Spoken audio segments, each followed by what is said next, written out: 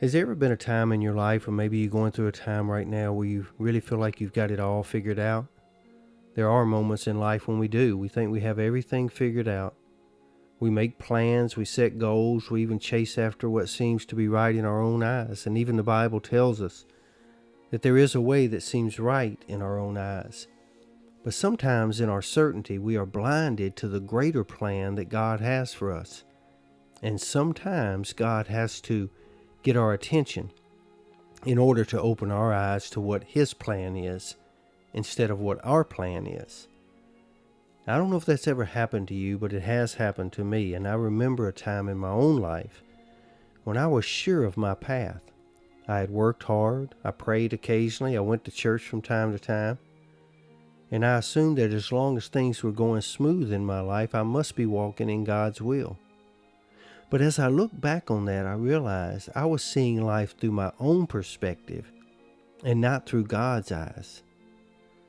But then there was a time when everything changed for me. I'd like to share that with you this morning. It wasn't a sudden, dramatic moment like Paul's encounter on the road to Damascus, but it was, however, just as real for me.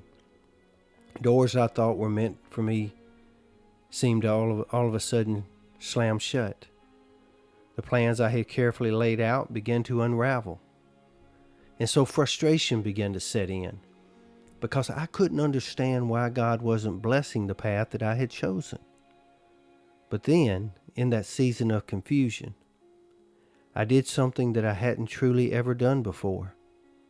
I surrendered to God's will. You see, I stopped telling God what I thought was best for me, and I started asking Him to show me what He wanted to be best for me. I prayed, Lord, open my eyes. I surrender my will to your will, my thoughts to your thoughts, and my actions to your actions. And you know what?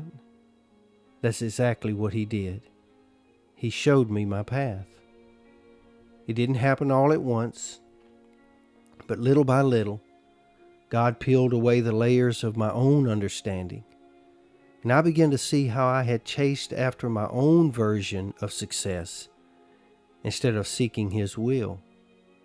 I had been so focused on what I wanted that I had missed the opportunities He had been placing right in front of me all along.